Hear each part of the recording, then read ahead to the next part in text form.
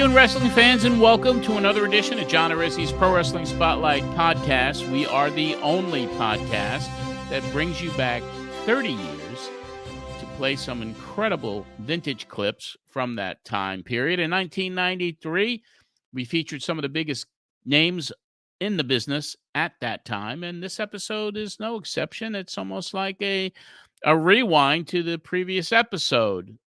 I'll tell you more about that in a second. The Pro Wrestling Spotlight covered all the news and breaking developments that happened in real time 30 years ago.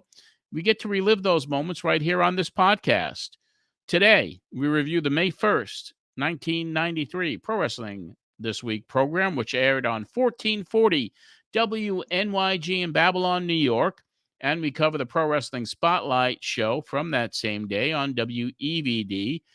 And as I mentioned previously, it's like a rewind. We will have both Paul E. Dangerously and Dave Meltzer on this episode. Paul E. calls in this time, and Meltzer is in New York for a reason we'll discuss when we get Marsh on.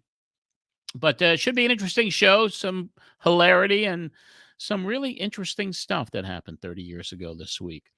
Today, we will review that show, and we will review all of it with our friend Marsh, which I'll bring on in a second. But I do want to tell you and invite you to join our Patreon page. I talk about it every week. Our Patreon page gives you early access to the podcast, early access to the video podcast, the complete shows that we air each and every week. The archives is filled with over 200 shows of the Pro Wrestling Spotlight. All you got to do is go to patreon.com/John Arezzi, $5 a month. Get you in the door. So you hear it each week. If you haven't acted on it, go to patreon.com/John Arezzi. Spend that $5 a month and you get an enormous amount of archives. And there are other levels you could explore while you're there to see if there's more content that you wish to be able to see and hear and experience each and every week. I will be in New Jersey by the time we tape the show, and by the time it's released to patrons, I will have done the Tommy Fierro 80s WrestleCon, so we'll certainly talk about that on our next episode.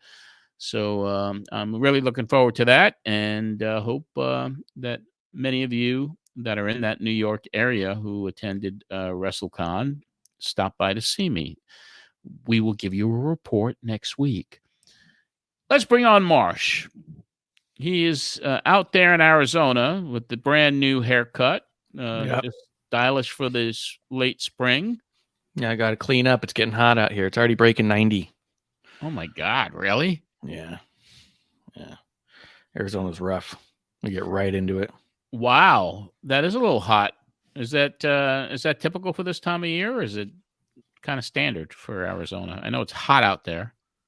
You know, I've never been the really follow the weather kind of a deal. Like, oh, usually doesn't break till this, but it does feel a little earlier because usually we have what's called the Break the Ice contest on the local news, where you guess the day it's going to break 100 and you win some like a gift card or something. Wow. But I think that's typically like June, July that usually that takes place, but we're really close already. So yeah, that heat is, as they say, it's dry heat, but what's the difference between dry heat and humid heat? I guess it just makes you sweat more if you're in the humid weather. Actually, yeah, humid's a little more sweaty. It's kind of like if you ever open up an oven and put your head down real quick to look in. I've done that many times. Yeah. That's dry heat. That burning kind of immediately almost sizzle. Yeah. Heat. Yeah. Where like it doesn't make you sweat. It just can kill you. Yeah. Yeah. Yeah, it just dries you right out. Exactly. But anyway, we got an interesting couple of shows today, especially that evening show. I mean, it was almost like a deja vu all over again with Paulie and Meltzer. Well, we didn't have the morning show this week. That is right. Because I know why, too. I found out when I uploaded next week's shows. Oh, really? There was a show that aired on NYG, but it was a taped show, and I don't even know what the content was because it wasn't in my archives. So we only have the evening show. That's right, Marsh. We don't have the daytime show. It was on tape. And apparently that tape, I don't know what happened to it. So you pre-taped an entire May 1st episode and played it, and that got lost in the shuffle somewhere. Lost in the shuffle. It's nowhere to be found. Huh. That's happened a few times over the course of the show where some shows go missing. Right, but the interesting bit is you were recording these at the time, right? Obviously, you had to. That's what you did. So then you would take that tape home every day and put it with your other stuff, right? Yeah, unless I handed the tape in to the engineers at WNYG and I wasn't there in the day for whatever reason. Maybe I had another obligation. So, and then I never got the tape back from NYG. Or they recorded over it with something else, or yeah, because you wouldn't have gone anything back could for have another happened. day. They could have sold it for all I know. Yeah, you wouldn't have come back for a whole week if you gave it to them like last week, theoretically, and they played it the following week. Then you wouldn't come back for a week. Yeah, a whole week with a tape there, they may not keep it. Right. Huh. That who knows what would have happened if I had access to Bruce Jacobs today. I'd give him a call, but I did reach out to Bruce. I reached out to the Power Twins, brought by Sonny Blaze and Donnie Laible, to see if we can get this reunion show scheduled, and hopefully we'll tape that next week. I already got confirmation from Broadway. He says he's available. I haven't heard back from the Twins or Bruce Jacobs or Donnie, but I think Donnie's probably a go. We may have to. I want him on camera for that, I would think, Marsh. So you got to fly me out. Yeah. Even if we see the top of his head or or from the chin down or whatever, I think he needs to be on camera. And the Twins, if they're, if we're lucky enough, they won't be sideways or they won't be in the same room on two different computers, because we've had all of those problems with them in the past when I was doing Pro Wrestling Spotlight Live during the pandemic year. So anyway, every day's an adventure. We'll figure it out for sure. What's interesting too, as I think about it, for your May 1st Pro Wrestling Spotlight episode, you never referred to the morning show. I didn't. So who knows what the recording was? Because you wouldn't have taken any callers. Maybe it was a best of or a repeat. It's got to be best of. Yeah. You wouldn't have just given them like 2 weeks the old show. No, it had to be something that was a best of from who knows. I mean, that is a mystery that will never be solved. Yeah. I know. I'm like obsessing over it like it's some sort of conspiracy. Like, what could it be? But it's like probably like you said, the best of. And when I look at the tapes in the upcoming weeks, like I communicated with Ron Scholar today. So he was on an episode that was coming up, and it was the today's the 1st. So he was on the May 8th show, and 1st, 2nd, 3rd, 4th, 5th, 6th, May 8th. And he's agreed to come on, but not next week because he's in Puerto Rico. So that's why I want to do the reunion show next week. And then the following week, bring Ron Scholar on because he's in the studio he's on the air for the very first time. That's cool. And he talks all about that trip to Mexico where he almost got killed when Jake the Snake turned on Conan. Yeah, we're going to talk about why that happened today because that's on your on your show. But Ron explains it in great detail. That's fantastic. The entire angles, everything that led up to it, and we're getting close to making that announcement about the AAA coming to Los Angeles, and so lots of stuff going on. We got a lot of good reminiscing to do over the next several months. Yeah, I wonder if that match is on tape somewhere. The Triple Mania 1? Is that what it was, Triple Mania? It was the very first Triple Mania. Yeah. Okay. Because you just referred to it as a AAA show, I thought. I don't remember you saying Triple Mania. No, I didn't know that much about it, but it was their first Triple Mania. Okay, so then maybe I can find it. I don't know if they taped it. They should have, right? I would hope if you're calling it Mania, you gotta tape it. Yeah. That is true, but maybe it's out there on social media. I'm sure we'll hear from people, and we'll see. Yeah. Getting a lot of response, by the way, before we start this on some of the... I put a Facebook picture up, and I sent you the photo of Captain Lou Albano, a little bloody against Chief Jay Strongbow. Yeah. And that thing has now got 5,900 likes. Yeah. Well, how does that happen? I mean, people just start sharing it because it got 800 or 900 shares on it. Yeah, it's just, I mean, I'm clearly no master of the algorithm, but if the right thing catches and is seen by the right person and they flip it, then it Yeah. just catches wildfire, Yeah, and this thing has gotten several hundred comments too. I think it's got like 600 or 700 comments now. I mean, it really yeah. freaked me out. I mean, and I thought it was kind of cool. But let me give you the update right now as we're getting ready to record here. I like the idea you're getting a bunch of notifications and your immediate thought is dread. Oh no. No, What I had happened? to turn off notifications. Yeah. So that one is now at, and this is the picture I'm referring to Yep. that I shot with a little Instamatic camera. I think it was in March of '74. 5,900 likes, 561 comments, and 777 shares. Yeah. That's only on Facebook. And then, of course, Instagram it did quite well, and Twitter it did okay as well. So you never Yeah. know what you put up there, It's but that's our public group, Matt Memories, on Facebook, and there's a lot of great content, and all of those pictures that I post there get huge engagement now. So people yeah. are really digging what I'm putting up. It's really cool and to check out too. Like it's like I never see them. Like you don't send them to me before you post them. I see them like everybody else, and there's Yeah, constantly these ones where I look at it and go, "What? Like he's got yeah, this picture? Like yeah, it's insane. It's insane and yeah, such a cool follow." yeah. It's really tip of the iceberg too. Yeah. My photography back then was really interesting because even with that Albano shot, I do remember, and then I posted one with Andre the Giant when I was in Los Angeles. I put that one up a couple of days ago, or Yeah. I'll actually post it here yesterday. too. Yesterday, and that was January 18th, '74, when I was at the Olympic Auditorium. It's gotten 234 likes, but I think why my photography I got a good eye really fast is because before I had my press passes, I'd have to always run up to the ring and try to steal a shot or two before you get chased Yes. away. Yes. And so I had to make sure that I took something that was like I captured, and then I'd rush back to my seat. So by the time I got my press pass and had access, I think I became really good at intuitively knowing when to take a good picture. It's I not know easy. exactly what you mean. I was a photographer when I was a teenager as well, and I would sneak into concerts. And at the time, it was the only way I was making money, and I was like sleeping on couches and stuff. And I'd take a broken camera and then my functional camera, so it looked like I had a bunch of extra equipment, and I'd have camera bags strapped to my belt, so it looked like I had even more when they were empty. Hmm. And I would be like, "Oh, the band needs me there to take photos," but they didn't know me, so I didn't know how much time I'd have before they're like, "Who's this kid? Get him out of here." Yeah, So, and to me, every single photo was a meal.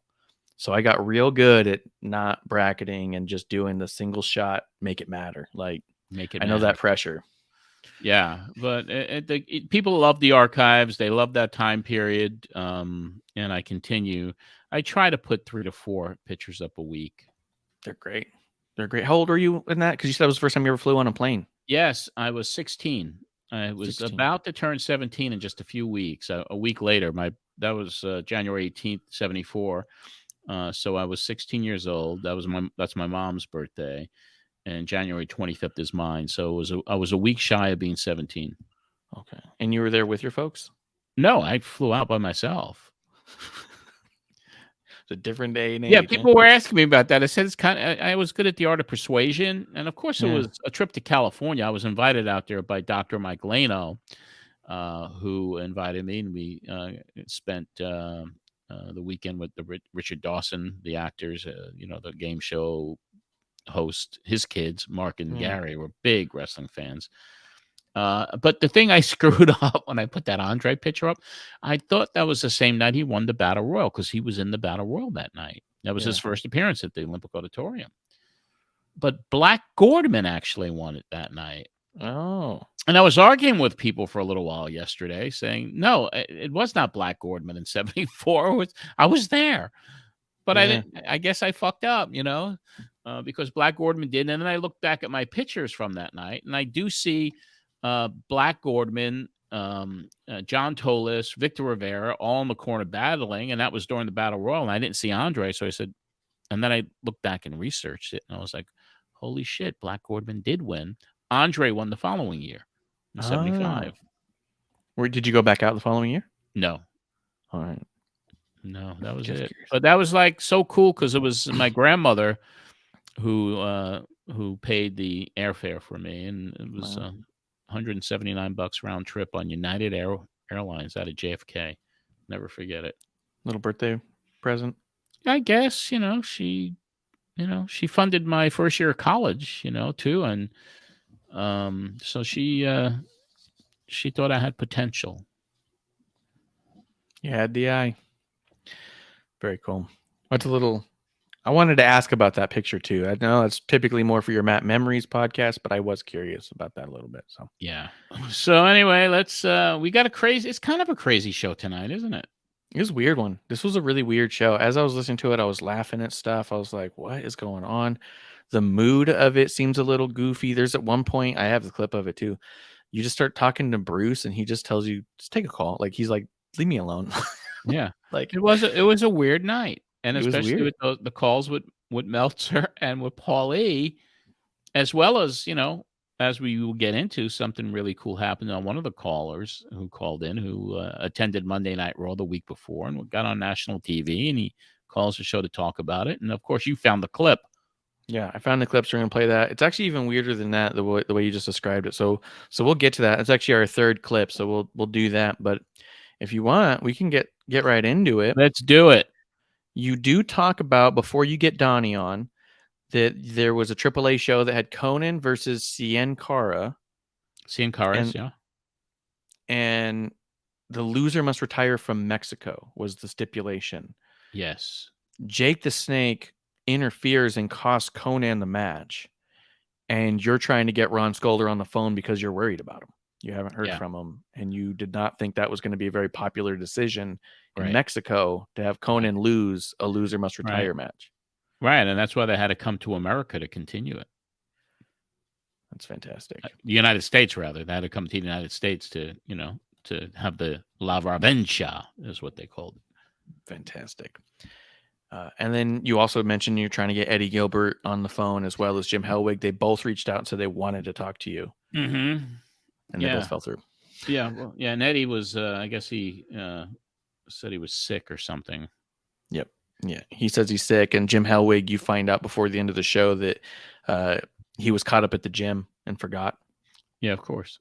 So he was busy working out. But anyway, Paul Gilbert does come on the June 5th, 93 shows. I'm looking at it here, and all of the notes say it's Paulie and Gilbert. And in brackets, it says crazy show. Whoa. So we have something to look forward to in early June. If 30 years ago you wrote that down as a note to yourself, yes, that's insane. That you're just like, this was crazy. That was on the cassette. Like, especially, crazy show. What is that going to sound like when I hear it for the first time in 30 years? And then, how many times did you write that note on some of these other crazy shows we've heard? Not almost never, right? So this has got to be crazy. If you didn't say that, but the other ones about honky tonk in that moment that I still think about every day. Yeah, like, no, if you didn't write it in, it's entertaining. This show, isn't it? Yeah, it's so fun. I like listening to it and laughing. But anyway, I digress. Let's get into it. You get Donnie on the phone to do the capsule and go over this week.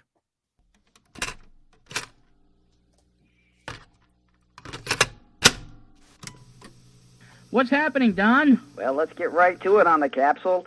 Sam Muchnick, one of the National Wrestling Alliance founders, is resting comfortably tonight in a St. Louis, Missouri hospital after undergoing open heart surgery this week. Muchnick will be honored by his peers this coming weekend in St. Louis with a roast for his contributions to the sport. Smoky Mountain Wrestling, where things never seem to be dull, have two major shows coming up. Next Sunday in Knoxville, Tennessee, they will be presenting Volunteer Slam 2. Then on May 15th, it's the last Tangle in Tennessee. Now, the main event for the Tangle show pits Jimmy Cornette's Heavenly Bodies versus the Rock and Roll Express. Now, the added intrigue to this tag match is that whichever participant is pinned, they will be banished for good from SMW. And Dixie Dynamite was unmasked, and to few surprise, he turned out to be Scott Armstrong. Some interesting notes coming out of New England. Once again, the great Killer Kowalski dons the tights, as he will oppose the Duke of Dorchester, Pete Doherty, tomorrow in Bell River, Massachusetts.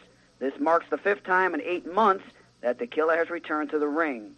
No longer allowed to use the billing The Mountie due to the trademark rights owned by Titan Sports, Jacques Rougeau, for upcoming bookings with Road Warrior Hawk, is being advertised only as Canadian Law and Order. Several Major League main events are on tap for this coming week in Japan involving American wrestlers.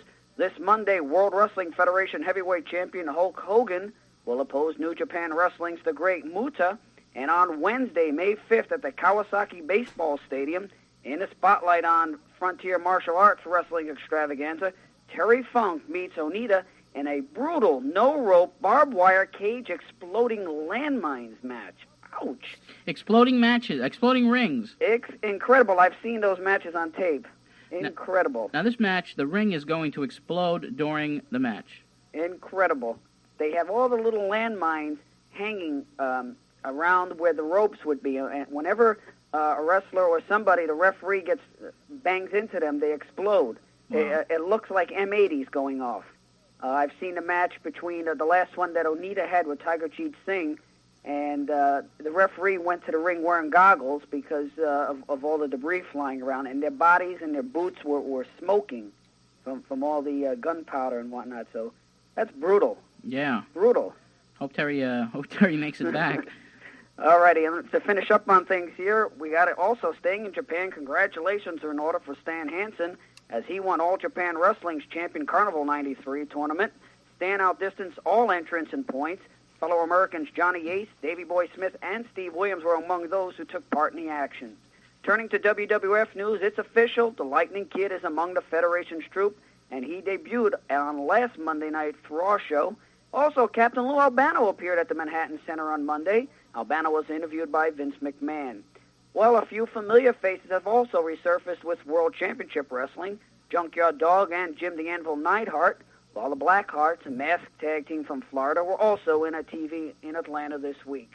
Checking today's Major League match schedule, World Championship Wrestling had a card in Roanoke, Virginia, and the World Wrestling Federation had shows booked in Landover, Maryland, and in Uniondale at the Nassau Coliseum. Finally, from the scrapbook files, on this date in wrestling history 9 years ago, it was on May 1st, 1984, in National Wrestling Alliance action, Nature Boy Ric Flair went to a time-limit draw in Portland, Oregon with Billy Jack Haynes, and it was in Raleigh, North Carolina that Tully Blanchard fell in defeat to Wahoo McDaniel. For the Pro Wrestling Spotlight, I'm Don Laible reporting. Capsule time, 11:08. Donnie with another one. A good report from the kid. That one was dense. Yeah. It's interesting about the Lightning Kid, him getting hired, and because when I uploaded next week's or whenever we're going to do it in 2 weeks, if we have the reunion show next week, you guys, everyone's going to be fascinated when I talk about the direction of Lightning Kid or the Cowabunga Kid, whatever they call him. They called him something else in the beginning, but. Yeah, I was really spot on from what I heard, and people are going to love it when they hear this. Well, I was impressed because we're going to play it next. After you're done talking about the capsule, you talk more about Lightning Kid, so we'll talk about that too in just a minute. Because you guys are talking about them building an entire division around him. Yeah, he was probably feeding me information. You think so? Yeah, that's cool. I know you guys have been pretty close for a long time, like 30 plus years, man. Yeah, I've never heard. I mean, he introduced me to you to begin with. Yeah, so I've never heard him say even a remotely negative thing about you. Like he's always just thought so highly of you. So really cool. Probably because I can't imagine, because he's always been, as long as I've known him, really he remembers like loyalties and remembers supporters. And you never once knock a single thing he ever does in any of these. And you even Wade Keller's earlier times on here talking about what's going on out there with Lightning Kid. Like you've always been a big supporter of his. Yeah. I was just blown away first time I seen him, and then getting to meet him and developing a friendship with him and bringing him to my convention and giving him a table. And when he was really known by just the ultra hardcores, but he did real well at that convention. And then George Napolitano was there and shot pictures, and then all of a sudden he's on the cover Georgia's magazines, and he just kind of thought that I opened some pretty cool doors for him. You definitely, I'm sure, got the New York market to know more about him. Yeah. I mean, you even interviewed him on, was it a couple weeks back, or a couple months back. Like, yeah, you definitely opened up a market to him that I think was probably hard to crack. Yeah. Yeah, there was so much competition, but when you stand out, when you're an elite performer like he was, and a nice guy, really a nice guy. I know he's had all of his problems and demons and all of that, but he and I just, when I got back in the business and he found out about it, he was the first one to say, "Oh my God, I can't believe it's you." And then, it just led to other stuff, and I respect him immensely. I really do. Me too. He's always been so good to me. Let's see. Oh, I was going to ask you, in here, you guys are really going in about the death matches and the landmine matches. Mm-hmm. I just think the juxtapositions are pretty interesting because we just get off talking about how hard it was to watch Vader versus Cactus. Yes. And the brutality of that. Yes. I do know that in a few years, you get really personally into ECW and their violence and stuff. Mm-hmm. How did you feel about the Japanese death matches at the time? I thought they were so unique, unlike anything I'd ever seen before. So I kind of gravitated to it. I mean, I felt a little apprehensive because there were people I know who were blowing themselves up over there. So yeah, it was kind of like, all right, the business is changing. All right, so this is where we're going now, and eventually it would make itself to the States and ECW. But I was I was enjoying them, and I was looking for tapes to see what the frig was going on over there. They are unique and crazy, because that's another thing too, is I didn't really start seeing any of those until, honestly, like a couple years ago. Mm-hmm. Like really 3 years ago was the first real Japanese death matches I ever actually brutal. Yeah. I mean, even though some of the explosions just look so fantastic, and you gotta feel like they're probably pretty safe on the inside and the center of it all, because it's just a lot of powder. Yeah, but when those alarms start going off, when you watch those tapes and there's those almost sound like air raid sirens. Yes. And the countdown, 10, 9, you say, oh shit, it's going to blow up. The ring is going to blow up. Yeah. They were fascinating to watch. Uniquely exciting. So yeah. I was just curious because, like I said, 2 weeks ago, you guys were talking about how concussions are a major concern. And then a week later, is like, did you see these guys running into landmines? It's but I do think that maybe the idea is that it's more visually spectacular than it seems long-term. Well, it's the wrestling business has always been one that really was tailor-made for schizophrenics. Yeah. So that's kind of me. Yeah, definitely getting the ADD audience. Yeah. Always something more different over here. Absolutely. The other thing I noticed in this episode specifically is I don't recall hearing it much before, but you guys start really going heavy calling Smoky Mountain Wrestling SMW. Mm-hmm. Was there a shift that Jim Cornette wanted? Was he trying to push SMW versus Smoky Mountain? No, it's just really the initials. Yeah, but I didn't know if maybe there was a branding thing going on. No, I don't think so. Okay. I just thought it was interesting because it was right after you had Cornette on that it starts oh yeah, SMW. Oh yeah, SMW. And I was like, I wonder if they're pushing for the initials. I don't remember him refer to it as SMW. Okay. All right. Let's listen to the post capsule. This is the conversation you and Donnie have afterwards. It is a little bit longer. It's around the 5-minute mark. But you have it's just a very cohesive conversation. I thought was also kind of dense with a lot of great stuff. So great. Let's hear it. Okay, Don, and the Captain Lou Albano situation, he was at Monday Night Raw. I believe he will, that'll be shown this coming Monday. And the Lightning Kid also wrestling twice at the tapings, both against Doink the Clown.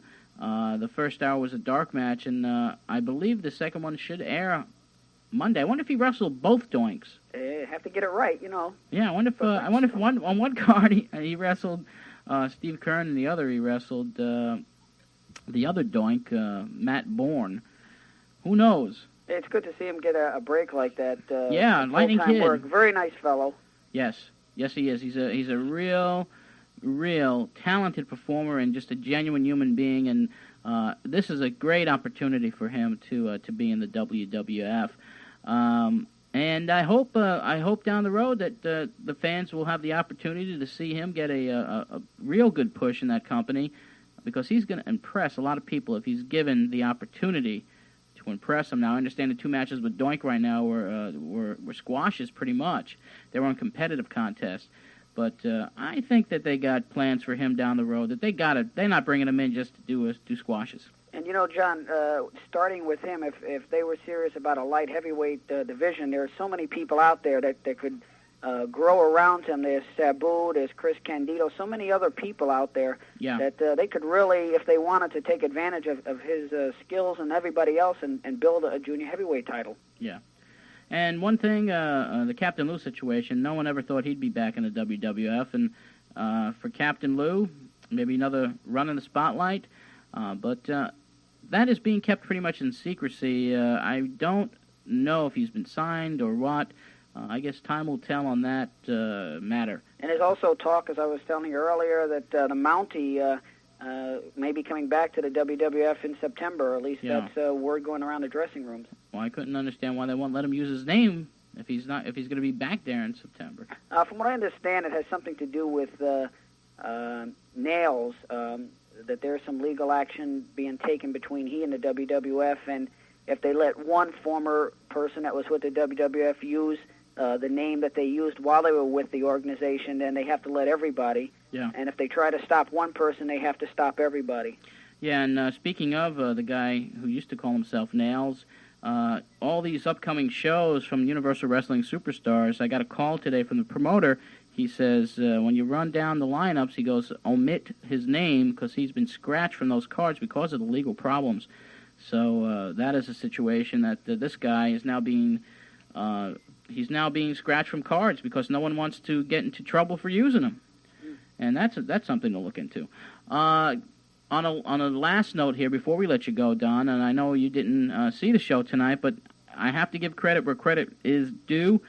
The show that WCW had on tonight, on Saturday night, was their best effort, I feel, in a long, long time. The show was very exciting. They had the Flair for the Gold segment tonight, and he interviewed Van Vader and Harley Race. The set was elaborate. It looked like almost, like a Regis and Kathy Lee type of setup, and I really feel that is going to be another Piper's Pit of sorts, but Flair is playing it with class and dignity, and even when Vader was challenging him in a way tonight, Flair just played it cool, but I could see some explosive stuff happening on the set of Flair for the Gold down the road, and also Jim Neidhart coming in, JYD coming in, which really doesn't mean anything to me, but he still has his fans out there. It was an exciting program. And the Cactus Jack recap, of course, let's update that situation for the fans. And first of all, I want to thank everybody this week who sent those cards and letters in. We got a ton of mail for Cactus this week, Get Well cards, and we're going to ship them out to him Monday. We're going to get them out to him. And I have not talked to Jack. I spoke to him briefly last week. I've been trying to reach him for the last 3 days because he said maybe he'd come on tonight and give a little bit of a progress report or have his wife come on. But we haven't heard from him, and we are hopeful that everything's okay with him because he has been having problems with his equilibrium. He still cannot drive a car, and he's still pretty messed up. And it was supposed to be a wrestling angle. I believe that they were going to keep Cactus out of action for quite a while anyhow, but just the seriousness of that power bomb, it was devastating. I was wondering, Don, did you get a chance to see that yet? No, I have not. Boy, very, very powerful. And, of course, when you look at it and you see it's a legitimate situation, man, and especially if it's a friend of yours out there, it was scary to see the first time. You almost had to turn your head. All right, we'll get to the remainder of the show, and Donnie, I want to thank you for coming on, and we'll talk to you real soon. Okay, Dan. Bye now. Bye-bye. A lot of good stuff there. Good stuff. I like you putting over Lightning Kid, the two doinks. Yeah, I think they called him Kamikaze Kid. Yes, Kamikaze Kid. That's what it was. I was trying to remember too, because remember there was The Kid for a bit. Mm-hmm. I think they tried Kamikaze Kid, and then once the Razor thing happened, that was the 1, 2, 3. Yeah. And of course, bringing up Cactus, and that was still at the time a very concerning situation, and it still continues because he does come on the next episode. We have an interview with him on the evening show on Pro Wrestling Spotlight, and we did get a ton of get well wishes for him. But that interview that I did with him that everyone will get a chance to hear on the next episode, or 2 weeks from now, if we do that reunion show next week, it really is a very interesting interview. Really, really interesting. Some of the things he said about what was going on and how he felt about his future in the business. Okay. Fascinating. I had a question because I played it. I don't know if you got a chance to catch it. I added the video to the clips last week of Cactus getting punched in the face and getting dropped on the power bomb. To me, the punches looked a lot worse than the power bomb. I didn't. Right. Is there any chance the punches did more damage than the power bomb, or that you were getting worked at all to help the story? Oh, I wasn't getting worked. No, Okay. The punches were so legit, right? Yeah. But that slam, I mean, even though you're hitting a concrete, and he's a big boy, and when you have that momentum, even if it's 5 feet or 6 feet, it's the way he landed. Yeah. You're giving your body a shock that who knows what happened, but it was legit. It was all. It was not. It was not any. It was a shoot. All of it was. And I think people are going to really be fascinated when they hear his first, and it is his first interview since the injury. That's awesome. And he kind of shocked all of us with some of the things that he said. Wow. All right. I look forward to that. You mentioned that Neidhart and JYD came into WCW, and you said doesn't do anything to me, but he's got fans. Why were you sour on Junkyard Dog? I just thought it was over. It was, like it was. I was never a JYD fan. I just didn't like the chain, the gimmick, his, the dancing he did in there. I wasn't a fan. Yeah. I was just curious because I know that me as a kid, when I saw him, I didn't think much, but I also wasn't a fan the years that you were, where I knew that he was way over in the territories. So I didn't know if it just didn't translate. There were some guys I could never warm up to, and he was one of them. Yeah. He's just funny. Like, nothing for me, but it's like, okay. I loved the Donnie knowledge that he tells you in the capsule Mountie can't use his name, so he's Canadian Law and Order. And then you ask him, I wonder why they're pulling his name. He's going to come right back. And Donnie's like, my understanding of the situation, meaning he already asked. Mm-hmm. He thought the same thing and already asked. Yeah. It was just cool. After Donnie, you mentioned about the boxer who got hurt that was in the call, and then you have Henry Terranova on again. But this time, it's to talk about how the New York State Athletics Commission is putting on a benefit for him because he's in the hospital and the promotion's not covering much. So the Athletics Commission's trying to help raise some money for his family. Yeah.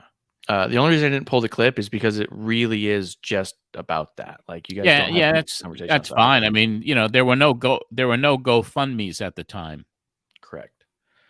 Yes. So yeah, it was just a big commercial for that, and it was great. I mean, it was cool, and it was awesome that you had Terranova back on, especially given that last week you found out he got in trouble for the week before, and he goes, "I'm gonna come back." Like, yeah, he was defiant, and he was just like, "I don't give a crap."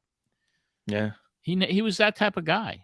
He was straight shooter, and that was it. He wasn't gonna bow down to anybody. Yeah, it's awesome.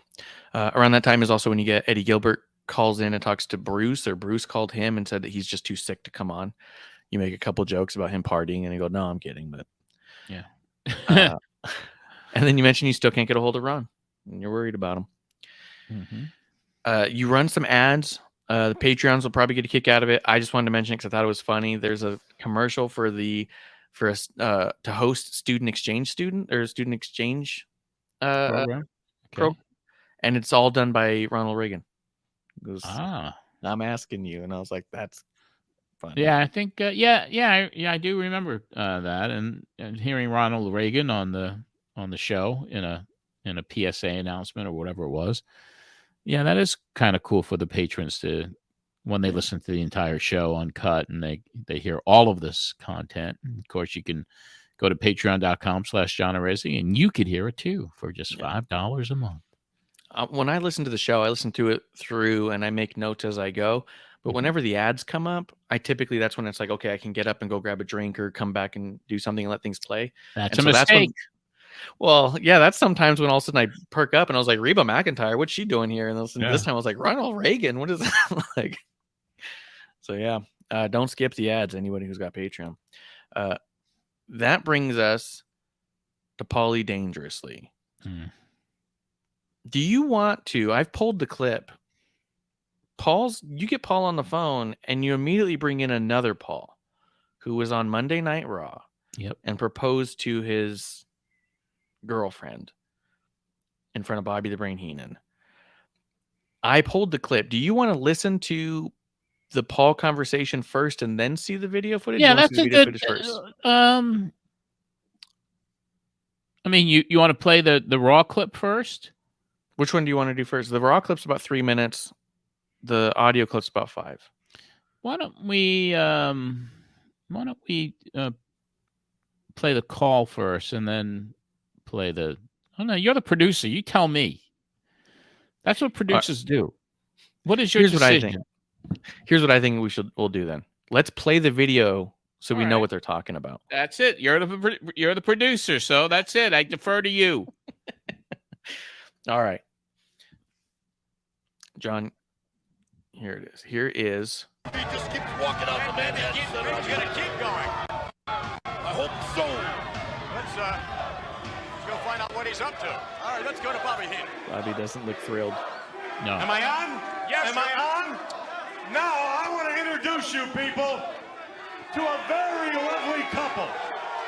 This couple are here to watch Monday Night Raw. I see Mike Johnson over there. What is your name, sir? Do you? Yeah. He's next to the lady in the red sweater.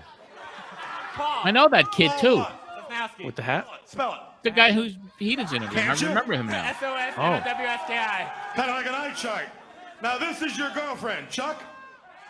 What's your name? See Mike Johnson right in back of him. That's nice. With the vest? Next to the lady. Yes, with the vest. Next to the lady in the red vest. Now, what do you want to do, pal? Come on, you barged in on my show. Tell me what you're going to do. Tell me what you want to do to this lovely lady. I want to ask Louise right here before this national television audience if she'll marry me. Whoa, wait a minute. You're going to ask her if she'll marry you? How many girls have you been with before her? Not at all. None. How many men have you been with before him? How do you know you're even sexually compatible? We've been going out for 5 years today. Her best deal is to go maybe on a biker's convention for the weekend or something. Get down on one knee. Come on one knee. Come on, I'll get down with you. On one knee. Come on, ask her. Will she or won't she? Louise, will you marry me? Come on, Toots. All right, before she says yes, will you do it? Will you get married on Monday Night Raw? Will you get married on Monday Night Raw? No. They'll do it. They'll do it. I'll make sure they do it. Pal, you just bought the farm.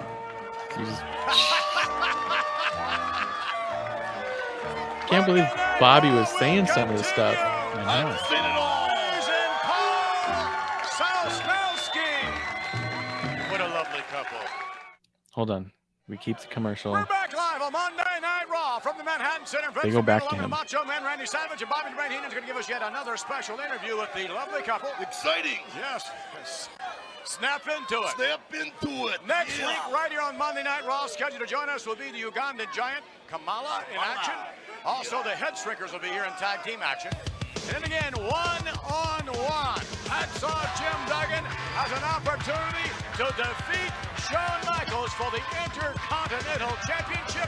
Stand by. Bobby the Brain Heenan is going to have yet another word with the lovely couple.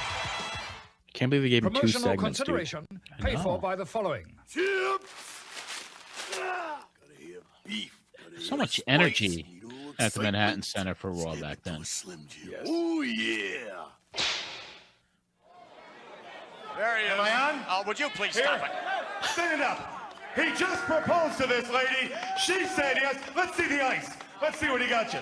You have it? Thomas, how much Cracker Jack did you have to eat before you got in the ring? No, you proposed. Do you people want to see them married here on Monday Night Raw? So on to next week. That's pretty funny. That's crazy. I like how they were trying to hide the ring. They were. And they didn't. That wasn't even the ring. It was on the wrong hand anyway, that last shot. If you're watching this on YouTube, you'll know what we're talking about. But maybe it was just a tiny little ring. I bet you it was. I mean, a lot of couples do that. Like, they can't afford the big one for years. That's why they upgrade. Exactly. So, but that was cool because I recognized that kid, that guy, because he was at my conventions. I remember him as a caller, but I do remember him. And then seeing Mike Johnson, a kid right in back of him, was pretty cool. That's awesome. That's really cool. Yeah. Good work there, Marsh. I can't believe Bobby got away with saying some of the stuff. How do you know you're sexually compatible? Right. Then he was like razzing him. I bet you that's why he didn't want to show the ring. He didn't want Bobby to make fun of him even more. Because the kid looks nervous when he goes, how do you know you're sexually compatible? He just goes like, we've been dating for 5 years. Like, it's been weird. Vince laughing at him when he says you just bought the farm. You know Vince is being a jerk. Yeah, well, they're probably doing something. Maybe they were hoping that she would say no. Yeah. I don't know. It was crazy. Let's go to Paul. You have Paulie Dangerously. Right, Paul. Yeah. We're going to be joined right now by someone who was in the studio last week, causing quite a ruckus. I'm talking about Paulie Dangerously. Paulie, are you with us? Of course. You still have sponsors after last week? Yeah. That's amazing. You know, the guys from Divine Wood and the sheriff, especially from the public car auctions we'll be talking about in a little bit. I'll read it seriously, but they got a kick out of it. They thought you did a hell of a job. I'm a talented guy. Hell of a job. I'm a funny guy. Hey, John? Yes? Can we talk personally here for a minute? Sure. Between, you and me and all your listeners? Yeah. Well, I've been trying to think of what I could do for publicity lately. Mm-hmm. And what I could do to, set a precedent and what I could do that has never been done before. What's that? So, this is the 90s, and I don't think this has been done on a wrestling show in, I don't know, I think ever. So, John, will you marry me? You know, Paul, you're really not my type. I'm not your type. No, but you know what? What? That has been done before. It was never. When has anybody ever proposed to anybody else on a wrestling show? This past Monday night, live on Monday Night Raw, a guy by the name of Paul Sosnowski, I believe Paul that. Sosnowski. Paul Sosnowski? Proposed to his, I guess we she's need a to talk to fiance this guy. now. We need to talk to him, and don't we? And won't we need, and matter of fact, coincidences do happen here at Pro Wrestling Spotlight. Paul is on the line with us. No. Yes, he is. This guy who proposed to you on Monday Night Raw. He didn't propose to me. Who did he propose to? Paul, Hello. meet Paul. Hi, Paul. Hello. How you doing? Now, Paul, you proposed to John on Monday Night Raw? No. I definitely did not propose to John. I proposed to my girlfriend, Louise. On Monday Night Raw? Yeah, it took a little effort, but I was able to set it up with the World Wrestling Federation. Well, now, who in particular do you call if you want to propose to somebody on Monday Night Raw? Well, I just called the Monday Night Raw hotline, and they punched me up to one of the offices, and they put me through in touch with this person in the booking department. Named Who'd you end up talking to? Well, eventually I wound up talking to Bruce Pritchard and Bruce J.J. Pritchard? Dillon and J.J. Well, he's a Dillon. good guy to talk to there, you know? Yeah. As a matter of fact, knowing Bruce the way I do, he loves you. Oh, I knew that too. Yep. I knew that exactly. And so, of course, you're going to get married on Monday Night Raw. Definitely not. Did you see No? it, Paul? Did you see it, Paul? Did I? No, I didn't know that you did this. No, it was pretty You interesting. just killed all my publicity. Oh, man. Well, I saw it. You did, John. Yeah, I thought it was a pretty neat thing, to tell you the truth. Yeah, it was pretty wild. And I'm surprised Well, actually, it's the first time it's ever happened. I was going to say I was surprised that WWF did it, but that's a real nice thing to do.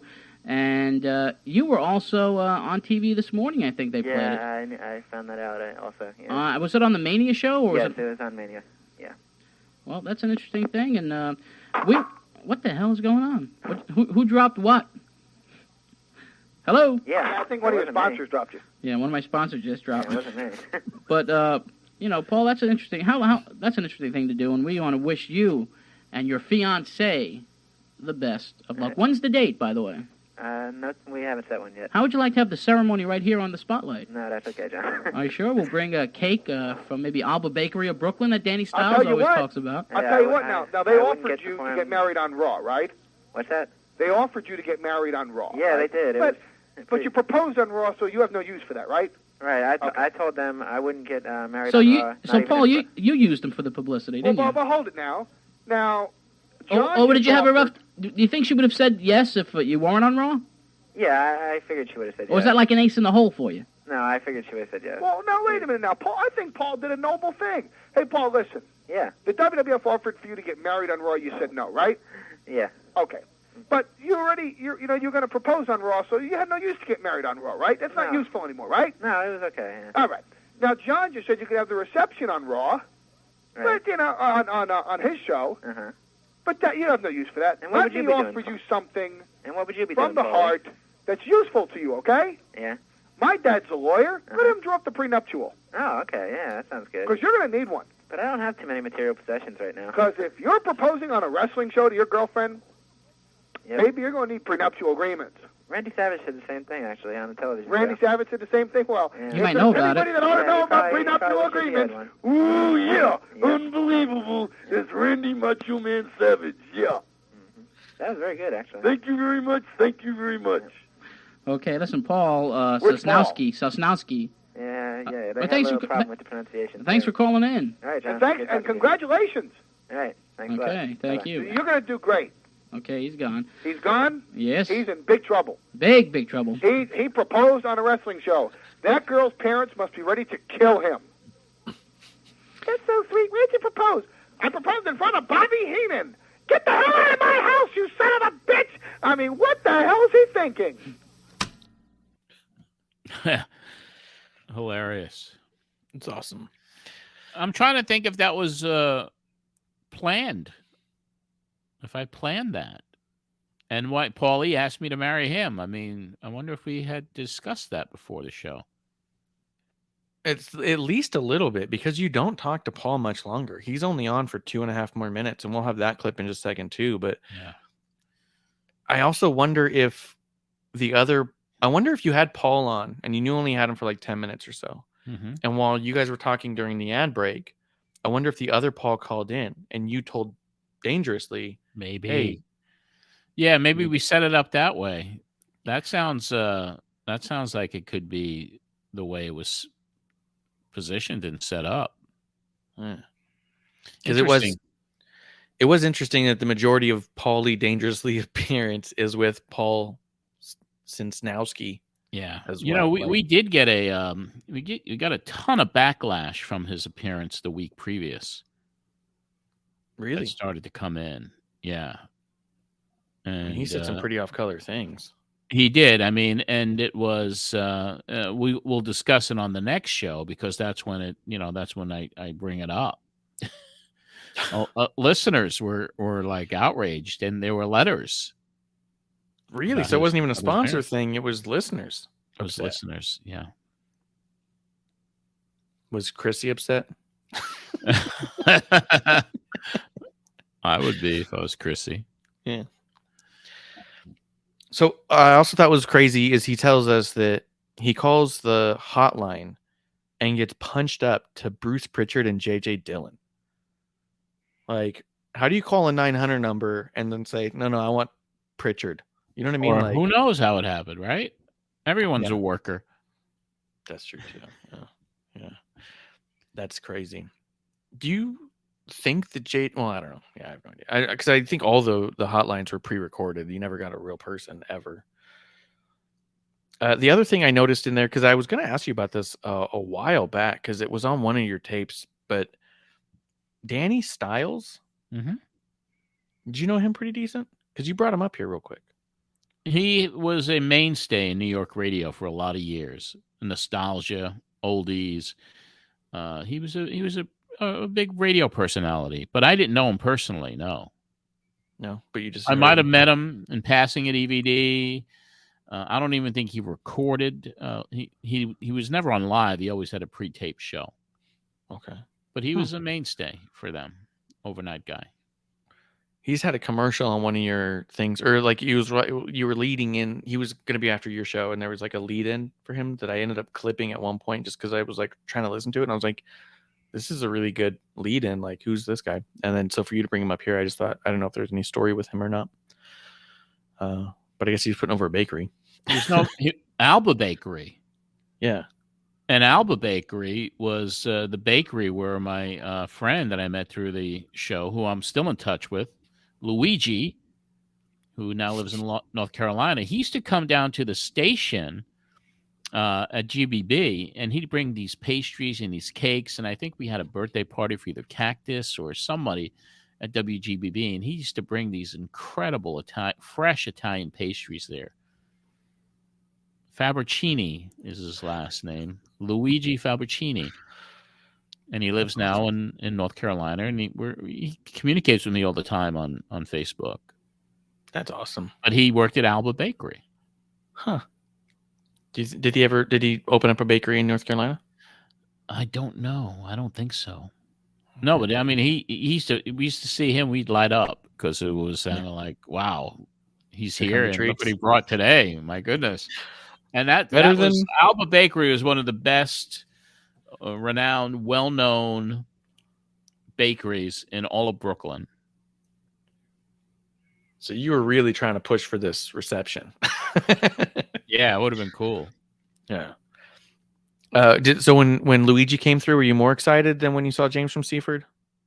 Oh, yeah. They both bought treats. Well, I guess I would like to see James first and then have Luigi come over with the cake. Very good. That's why I weighed almost 400 pounds. Yeah, you called Luigi too much. Let's play the second part of the Paulie Dangerously interview real quick. Okay. Hey, Paul, I just wanted to mention one thing to you.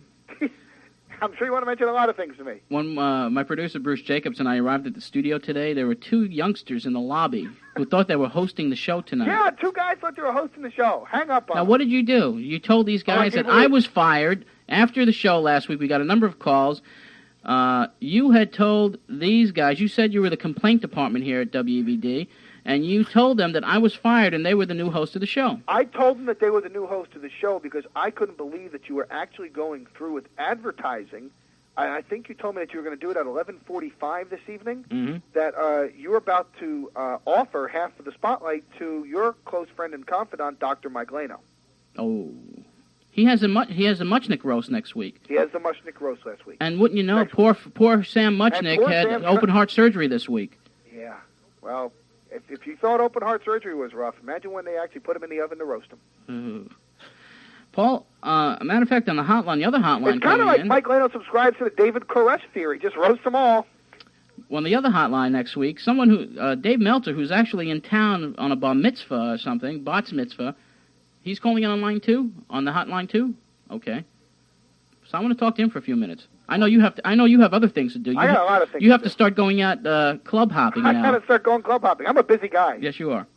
So, Paul, I want to thank you for your time. Well, I want to thank you for your time. Thanks for coming on I with think us. we should both thank Paul Sosnowski, yes. Wishka, for his time. Okay. Because he was, he's in big trouble. Okay. And I'll say hello to Dave for you. Say hello to Dave for me. He was on with us last week, wasn't he? Yes, he was. Ask him how the weather out there is. Oh, I will. You know? Okay. He proposed to his girlfriend on Monday Night Raw. Not Dave. No, I know. Can you imagine that? Imagine Dave Meltzer proposing to his girlfriend on Monday Night Raw? Or is he engaged already? Dave Meltzer? Yeah. He's married to the Wrestling Observer. Oh, that's right, he is. You sure you want to get married? Because we'd be a great couple. Get the hell out of here. Go home now. Are you sure? It's go, the 90s. Go to the city. Come on. Go to the city. Do you realize that if I'll have a few drinks, and I'll go to a club, I'll have a few drinks, and I'll think about it. Do you realize that if you accept, it'll be the biggest story in wrestling? Can I get half your trust fund? You can have all my trust fund. You can hold my trust for me. I'm getting out of here. I mean, you are. Go talk to Meltzer. Take care. We're tired of you. Okay. I think I figured it out. I figured out why you can't get a hold of Paul anymore. He won't return your calls because you turned him down for proposal. He's still heartbroken. He might be. Yeah. The So tribal funny. chief, if we were to have a reunion, maybe the tribal chief could, give us he can endorse the marriage. No, he'd give Paul away for sure. Yeah. Hilarity right here at the Pro Wrestling Spotlight podcast. Did you guys stay after the show and take calls? Because Paul told these two guys to come in and host, and apparently they were outside. Does that ring a bell at all? Oh, he might have. I was always at the studio after the show was over for at least a half an hour taking calls from people. Oh, okay. I'd stay because there was nobody after me except for the Danny Styles tape. So the studio was open, and I just, I'd take calls until they stopped ringing. So Paul might have been hanging around and then talked to these kids and says, all right, listen, I'm the complaint department. You're now going to be hosting the show. Maybe they did. Who knows? I mean, anything is possible with him. Huh. So since you were off the air, you were just taking calls for anyone who had questions in general. What's going on with Sid Vicious? What's going on with Ultimate Warrior? Stuff like that. Yeah. Okay. That's neat. That also explains there's a call later that we have a clip of that explains a lot too, because they said like we knew it was Paul, and I was confused why. I was like, why do you mean they knew it was Paul? If Paul told them, how could it not be Paul? Mm-hmm. But if you guys are both there taking phone calls, that makes sense. Does it ring a bell at all about having two guys waiting outside to come in and host? Vaguely. Yeah. Which is also funny because you're paying for the time. So even if you were canceled, it's not an open spot that's free. All right, they'd have to pay for it. Yeah. Maybe I should have split it with them. I would have stayed on there longer. Yeah. That's true. Like, hey, did you guys bring the funds? 50-50? You take the first half, I take the second half? Yeah. Where's your $600? Yeah.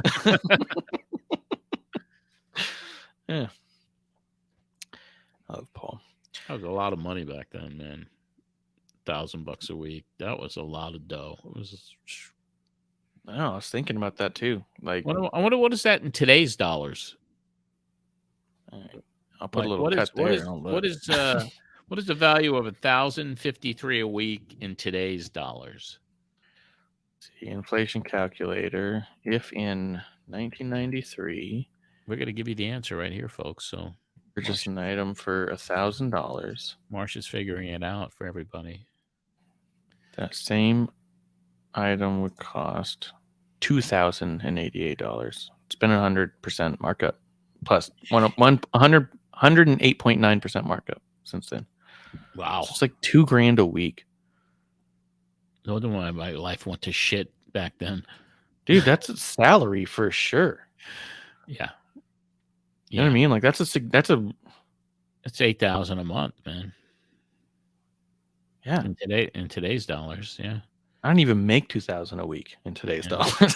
like you were paying them a reasonable salary to be on. Like that's crazy. Right. Like that you're also trying to make money back. So theoretically, you're making two salaries and paying one to just be on the air. Yeah, you know, you were dedicated, man. Like I don't think people get what it took back then. Oh, it took a lot. It was a lot of agony. There was a lot of stress. There was just an incredible amount of chaos in my life for several years because I should have had a day job. I know. I've thought about it so many times about how just ridiculous it was that you didn't have a day job. Yeah, that you didn't have a day job. Yeah. Like it's nuts. I always felt that, the next week could bring something really special. And then with the sheriffs evicting me. That's over $100,000 a year. Yeah. In today's money to be on the air. Mm. Imagine content creators now investing that much into themselves. It's a lot. Crazy. Yeah, that's why I'm happy that this is only $100 a month to distribute the show. Yeah, this is crazy. This is a deal. But your salary is just so outrageous. Oh, The hours you put in. You ain't getting rich off this thing. Yeah. Oh. But it will lead to other things, right? That's what people always say. Yeah. Well, at least now that we've done that, you know that I'm a steal. I'm giving it away. My policy is if I have to go into my pocket for the show, it's gone. Yeah, it's not worth it. I'm serious. I'm not going into my pocket for it. Yeah. So, patrons, sign up. Yeah. Keep it alive. Yeah. It's significantly less than $100,000 a year. Yeah. So, Marsh, if you give me if you demand an increase, then that's it. Show's over. Yeah. Yeah. That's it. I'm going to have to start paying in. Yeah. But you're worth every penny and then some. You really are. I mean, you do an incredible job. So not to toot your horn too much, but I'm so happy with everything that you've done. And you're into it, man. You're into it, which is great. Yeah. No, it's really cool. I like thinking about it even when we're not just actively doing it. I was pulling up some pictures I want to do some stuff with too later. So, yeah. You go to click over to Meltzer and you hang up on him on accident. Uh-oh. So this is probably the weirdest Meltzer appearance that he's ever done in any platform. Yes. This one was so weird that I kept it in its entirety because by the time it comes back, you go to an ad break and you just hope that he calls back before the ad's over.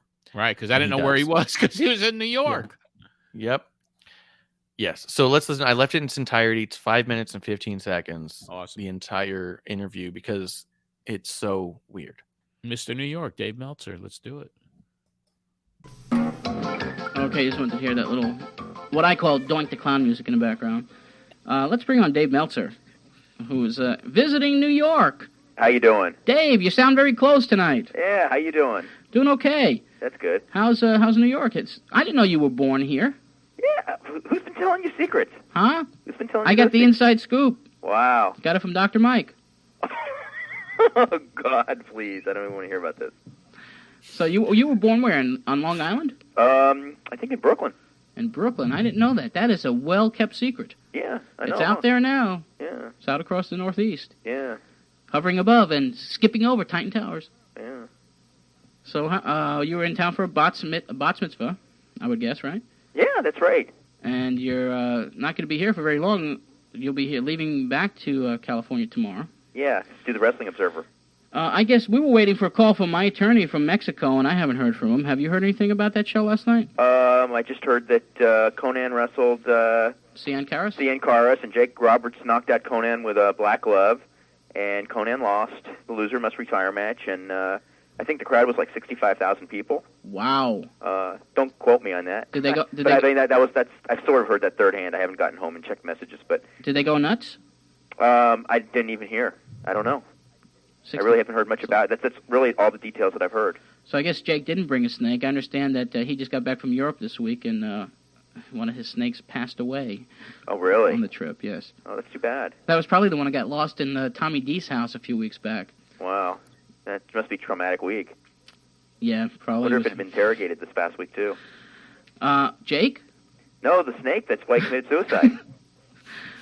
That's why the snake is dead, because it committed suicide because it was interrogated this week. That's right. I understand what you're saying. Yes, there's lots of things going on, isn't there? Yeah. In pro wrestling. Did you see WCW tonight? I sure did. Yeah. I thought it was a very good show. Yeah, I was pretty entertained by it too. I thought that the Flair for the Gold thing was great. I loved it. I've been blasting them the last several weeks. That's because the sour taste in your mouth from the New York show. But tonight, that segment is going to be, I would have to put it right up there immediately with like a Piper's Pit type of deal. Except for this set looked like it was Regis and Kathy Lee. Who was that? Yeah, they sure spent a lot of money on the set. That was really good, though. Flair was great. Yes, he was. And the way that they did that whole thing with Vader and everything, I think they did it just enough, not too much, not too little, as far as teasing, the fact that, sometime those two are going to get in the ring with each other, but probably not all that soon. And Flair played it ultra cool, Yeah. Flair was really good. I wasn't sure how good he would be in that role, but now I think he's going to be great. And I'm sure you really enjoyed seeing JYD back in the ring there. Is that what he was doing? I thought it was actually I was kind of entertained by it in a perverse way, you know, just you know, the way that all went. Just a little bit too much between JYD and Mulligan and all that, and you know, Jody Hamilton the assassin and all that. It was little too much nostalgia. Yeah, it was a lot of nostalgia, and also they were teasing at something between Mulligan and Ventura. And I thought the show's open. It was a pretty hot open with the Blackhearts, you know, as far as the way they opened that show. Yeah, it was really well produced. Yeah. Yeah, it was unique. Yeah, it seems like last 2 weeks of TV have been a lot better. Well, a lot better. Do you know if they, how many shows did they tape at Center Stage this week? Just one, because they're taping again Monday night for this coming Saturday. Now, that guy who played, like, Colonel Tom Parker's relative or whatever it was, do you know who he is? Yeah, Robert Fuller. Oh, it's Robert Fuller. That was Robert Fuller, yeah. Boy, did he get old. I just saw him 2 weeks ago. He didn't look any older than well, I saw him about 20 years ago. I guess you would age. He's gotten old since then. I guess you would age during that time period. Who was the guy that he's talking about for next week? Do you know? That I don't know. I was thinking Sid, but I don't really know. Yeah. Sounds good, you know. Yes, it certainly does. Maybe it is Sid. Yeah. Could be. Softball season is here, but hopefully we'll see what's happening. I just wanted to bring you on and say hello for a few minutes, and because I don't know whether, you know, what do you got planned for the evening, whatever, but I just wanted to say hello. Oh, okay. Hi, Dave. How you doing, John? And why don't you do this? Because you're just a hell of a guy. Why don't you give out a plug for the Wrestling Observer newsletter, which is the #1 wrestling publication in the world today? Well, thanks. That sounds like welcome. We're almost related. Yeah. Yeah.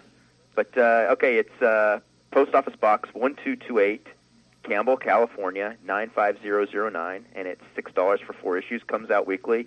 And this week's issue isn't going to be late, because I'm getting up and flying home, and I'm going to type all night. Wow. Well, Dave, listen, it's been great talking to you, and I'm going to put you on hold for just a second, and because I do want to say something to you off air, if my engineer Tom can play that 900 number spot once again, I will say something to Dave off air, and Dave, just hang on with us a second, okay? Okay. All righty. Don't ask me what I asked him off air, because I don't remember. There's no way you don't remember a quick little sentence 30 years ago. Was Dave just in town and you realized that you weren't going to probably be able to see him, and so that's why you just had him on? Because it didn't feel like you had topics in mind at all. No, because I was hoping that if he was going to stay, you know, Paulie is obviously on his way to Manhattan to go clubbing. Meltzer's in town. I'm in Manhattan. There could have been a nice little gathering of 3 interesting characters. How often did you get to actually hang with Meltzer? Because you obviously talked to him a great deal, but you guys did live on separate coasts. Yeah, we did. So, you know, I would see him when he'd come to my conventions, because he came to almost all of them. And if I was out in L.A., like when we did AAA, I'd get together with him there. And that's kind of the only times I saw him face to face. And of course, I sat, you know, next to him on Donahue. So, but we would talk. Yeah, 2-3 times a week. Yeah, every week. Yeah, because you sounded you could hear it in your voice. You sounded so excited. You're in New York, like you're in my home area. Well, you're right here. Yeah. So no, I mean, regardless of what people say about Dave today, and you know, for me, I remember the Dave from 30 years ago. I remember the Dave who was so well respected in the business, and now because of the social media, and obviously everybody changes over the course of years, and I just hate that he gets just buried the way he gets buried, because it's not the Dave that I knew from 30 years ago. Everybody respected him back then. Yeah, I mean, you heard it last week when Paul hears Dave. The first thing he says, "I just want to say he's the most honest man in wrestling." Yep, like he put him over as big time. And he was. I mean, he was. And that's why Bret Hart would call him every week. And that's why Paul would call him every week. And that's why he had the access to these movers and shakers who were top-tiered people in the wrestling business, because he was a journalist. And today, there's a lot of opinion, and he gets lambasted on social media from so many different ways, and people make fun of him. And it really just is disheartening for me to see, what this has become of somebody that meant so much to the inside world of pro wrestling for so many years. And like him or not, he's a human being who has friends. And you were one of those friends for quite some time, Yes. So it sucks for you to see. Hey, he always treated me good. He always respected me. He always gave me a fair shot.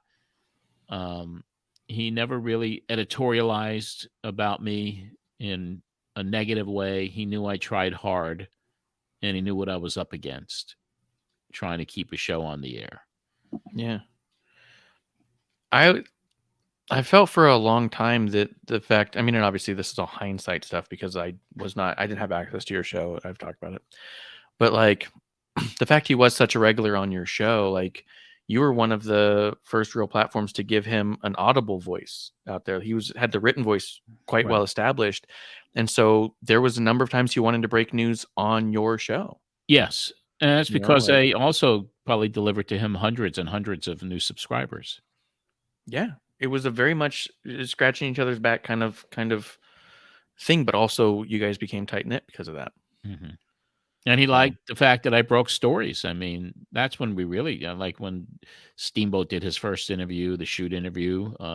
He wrote it, he transcribed it, and there are a lot of things that he covered in a major way from the Pro Wrestling Spotlight and in the Wrestling Observer. Did you send him tapes of the show? No, I did not. How did he hear it? Well, I guess some other people did. Someone had to be, right? Well, people were taping the show left and right and sending it across the country. That's how people in other parts of the United States and overseas found out about it. That's so cool.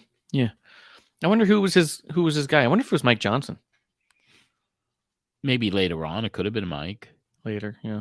Because Mike was just a listener, caller. Mm-hmm. And that's when he kind of discovered the inside of the wrestling business by listening to Pro Wrestling Spotlight. Yeah. I wonder who his guy was. Because, he lived in California. You couldn't pick you up. Didn't have rabbit ears big enough. So no. I wonder who was this person that he had out there. Maybe it was his family. Like, who knows? Maybe it was Howard Finkel. Finkel? Because Howard taped the show every week. Did Finkel and Dave talk that much? Oh, yeah. That's awesome. Man. Yeah. Dave's also got a crazy cool life that would make a great book. Without a doubt. Yeah. I'm surprised he hasn't done a memoir yet. I hope that he's secretly been keeping journals this whole time and have some sort of like epic. He's a writer. He writes 500,000 words a week or whatever. That's what I'm saying. If he's doing all these articles, yeah, he could spend an hour a night. Well, he's got plenty of research material if he ever wanted to write one. Yeah, that's true too. But it's like, because that's the whole point of this. When you go back 30 years, it shakes your memory for stuff, but you can't discount how much value it is in the moment. Like hearing you say something 30 years ago to me holds a lot more weight than hearing you remember it today, because it had just happened then. So it's a lot fresher. Yeah. No, no one's memory is perfect, and I'm certainly the first to admit that. These jar my memory when I hear these shows. But who the hell remembers everything they did 30 years ago? Exactly, and that's or why 10 years ago even. That's what I mean. I hope that Dave's been keeping record as he goes, because who could expect him to remember all these things, right? So he should ring me up and see if he needs a good literary agent. Since I've gotten people so many book deals over the last few years. Oh yeah, that's what I'm saying. All right, we did grab a couple of callers. These ones run a little quick. You do mention after another ad, right before you get to callers, that you're starting to think your lawyer might be dead in Mexico because you cannot hear. We know he's not. So, and then this is where you're trying to talk to Bruce about his sports show, and then you go into the first caller. We're having fun. Bruce, by the way, why don't you give yourself a plug? You are the sports director of WNYG Radio, and you do a show on Sunday nights there, don't you? John, why don't you take some calls? Okay. Why don't you just at 9:30 at WNYG? Is that what it is? 1440 a.m. on the dial? All right, never mind. We'll take some. I gave you the plug anyhow. I gave you the plug. We're going to go to Eric from Brooklyn. Eric, you're first tonight. I have a question, John Arezzi. Yes. During the time you competed with the World Wrestling Federation, did you have any grudge against them or anything like that? No, not at all.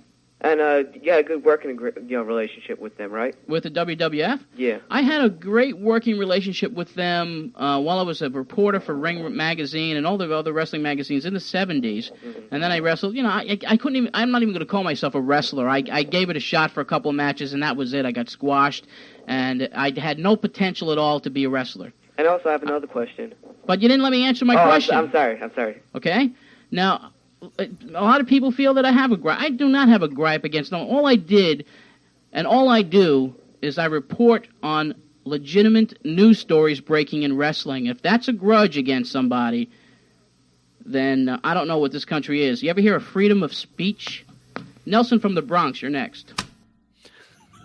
Cut that son of a bitch right off, didn't I? Yeah, you did. He called up looking to press my buttons anyway. I have a question for you, John Arezzi. I don't think he was trying to push your buttons. I thought it even today listening to that. That was Eric Ben, by the way. Oh, it was? Yeah. Okay. Yeah. I would get offended pretty quickly back then. When people say, you're doing this as a grudge or whatever. That used to get to me because all I was trying to do was just cover the facts, find out what's going on. And because of all the horrible things and the horrific things that happened behind the scenes at the time and before then, it needed to be talked about. Yeah. See, I was hearing a different tone in his voice where it almost sounded like he wanted to give you the opportunity to say you don't. But I think we would have known based off his second question what his real intent was. Yes. And then you go, ever heard of freedom of speech? Click. Boom. So good. You're the gatekeeper of freedom of speech. Right. Ask you a question. Don't piss me off. If you do, then you're going to get... Even if I had a suspicion in the tone of someone's voice back then, I'd let them go. I didn't want to deal with it. Yeah, it was funny. But yeah, I actually took note of that because I was like, oh, Eric from Brooklyn. And then I was like, I went back because I hadn't deleted the old clip and played the clip. Same guy. Same exact voice. Yeah. Okay. Eric Ben. So I was like, well, let's see if Eric calls in next week. Yeah, because we had gotten rid of Brian last, right? Brian from Long Beach. Yeah, you've shaken him. But he does make an appearance again on the daytime show on the shows I uploaded today. Ah, all right. And he wasn't very happy with the answer to the question that he asked. But you'll have to find out in a week or two. Okay. Very good. That's interesting, too, because your daytime, we have determined, has a much older audience. Yes. Than your nighttime. Kids are up late. Yeah. Nelson from the Bronx, who was next, did ask about what's the latest on Sid Justice. You're thinking WCW. Now, he did get managed by Colonel Tom, right? Was that the guy that I think came in? I think that was Sid's manager. Sid Justice manager. I think so, too. Well, Harvey Whipple in WWF. What about WCW? Ron Fuller was the dude, right? Marsh is actively looking out on the internet right now. See if we can get this answer to you out there who's listening. Yeah. Colonel Robert Parker. That's it, right? Sid. Yep. Yeah. Because when Dave said it, Dave probably knew. He was just throwing a hint. Yeah. Yeah. Probably he knew, But because I think he also knew that Sid was coming in, and then probably the Colonel Parker thing was a term or not that was like that's what's going to be. But yeah, you get Andrew from Brooklyn. He asks, where are the SMW videotapes? You said it's going to be announced next week, but you do tell him to call Famous Sports Videos in Manhattan. So there was a brick and mortar store. Yep. Big one. Yeah. And then he asks what's going on with Hulk Hogan and the 30-day defense rule. And you said rules are made to be broken. So, yep. That brings us to the next two callers. They're back-to-back because they're pretty quick back-to-back. So, Dave from Staten Island, you're next. Yeah, how you doing, Oh, John? Dave, calm down, will you? All right, sorry about that, John. What's up? Yeah, I got some big news for the King of the Ring, Samboree, if you want to hear it. Big news. Yeah, first of all, Hollywood Blondes are going to take on Ricky and Shane. For the what? King of the Ring? That's WWF. I mean, and that's Samboree. Well, I already know that. For the And if you call my number, 900-933-7526, you would have found out about that this week and the John, entire card. Yeah, John. Yeah. By the way, what also matches are going to be in the King of the Ring? Do you know? I guess got Steiners and Money Inc. and Hulk against Yokozuna for now, and then we'll give you more as we find them out. 212-477-5610. We'll be taking some rapid-fire calls here, trying to get as many people in as possible while we're still on tonight. Robert from Valley Stream, you're next. How you doing, John? Good, Robert. That's good. First of all, I want to thank Paulie very much for hanging up on me last week. I was like one of the first callers. He hung up on you? When he said we'll clear the line. Oh, no. You were waiting that long and then he hung up? Yeah, that was very nice of him. But no problem. Anyway, I just wanted to get your opinion. Lex Luger, do you think he's been a bust so far in WWF? Or I think so. I do. What are they going to do with this guy? Anything? I don't know. Maybe they're going to put a metal plate in his head. Real life? No, he's got that metal. I don't know. I think he's going to get a big push. I think he never impressed me, even in WCW. He never really. He never beat Flair. Although he had like 10 chances to beat Flair, he never did. Yeah. What about Bret Hart? You think? Well, I heard something now. Let me. This is an interesting thing right here. Okay, I got the Pro Wrestling Torch today. Okay. And this is what it reads. This is from the Pro Wrestling Torch. It says former WWF champion Hitman Bret Hart was interviewed on GMTV. That's over in England. Their morning television program, April 16th. After referring to fans as marks and then correcting himself, he talked about WrestleMania 9. Okay, this is a quote from Bret on this show that aired in England. Quote, I don't know why they took the belt off me and gave it to Hogan. I don't know why they let him have it. I don't see the logic. So he's pretty unhappy about this thing. I don't blame him. Whether it becomes a heel turn remains to be seen. But Bret is not a happy camper right now. I mean, he wasn't a closet champion. That guy wrestled everybody. No.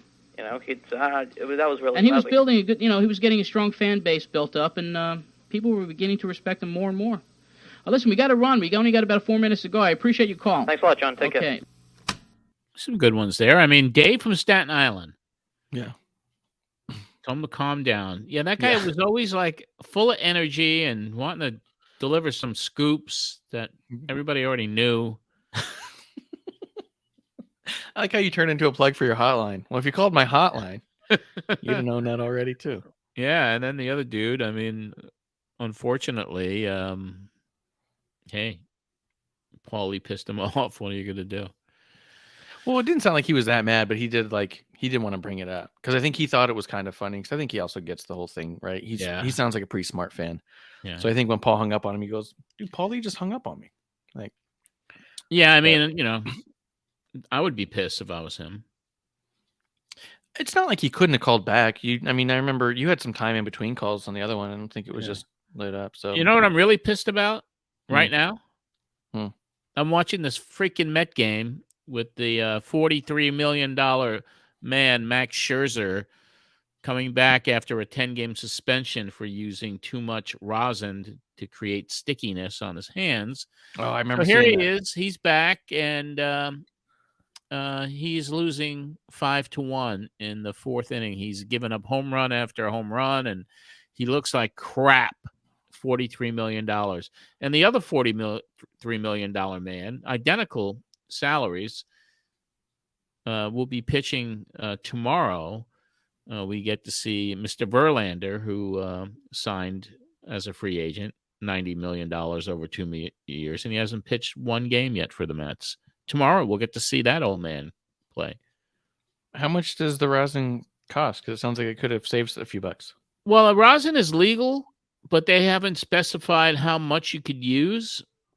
Oh. And if you mix rosin with either sweat or some of the guys mix it with alcohol, it creates this stickiness that helps you pitch better or have more location and spin rate. When Max got ejected, the first inning of the game, he was horrible, and then he came out in the second inning, and all of a sudden it's lights out, And then the umpires, they check your hands, they check the glove. They said he had to change his glove. Came out for the third inning. Then when he came out into the fourth inning, he probably figured they weren't going to check him anymore, and that's the first thing they did. And they said that his hand was stickier than any hand they ever felt. And they tossed him, and he got a suspension for 10 games. And this is his first game back. Obviously no sticky stuff tonight, and he's being hammered by the lowly Detroit Tigers right now. Dude, I'm watching that in the corner of my eye as we're doing this podcast, and I'm getting very agitated because they lost the first game of the doubleheader today, and I'm not happy when the Mets lose like this. John, baseball is so much harder when you can't cheat. There's always cheating. I know. They find a way. That's what I think is so. They always will. It's so funny and crazy and ridiculous. When I was first hearing about the Houston and the drumming on the trash cans and stuff, I was like, yeah. When you're, I mean, I don't know. I don't know an answer to it, but every time I hear the there stories, was I'm a always steroid problem. There was amphetamine problems. There was corking the bats for a while. Corking the bats. There's always been something. Rubbing the ball against your belt buckle to scuff it up. Sandpaper. They always find ways to do it. I mean, and I'm fascinated by this because I talk to John Gibbons every week on our podcast. Yeah. The Gibby Show. Which, by the way, we had Joe West, the umpire, on this past week. Just check out the Gibby Show at YouTube or anywhere you get your podcast. And we have Chris Bassett on the next episode, and he was a Met last year, and he's a Toronto Blue Jays starter this year. So we bring on some pretty cool guests. And actually, on the episode this past week, because it was in honor of Cinco de Mayo, that I actually wore my Mil Mascaris mask for part of the show. And I talked about, this is a good time to bring it up, even though it's a little off topic. Do you know what Rey Mysterio did in Mexico? I was going to say, in Mexico, I saw he had the San Diego Padres. He gave them all jerseys and masks and stuff. For the first time ever, Major League Baseball did a series in Mexico City. They'd played in Mexico before, but this was the first time in Mexico City, and it was the San Diego Padres against San Francisco Giants.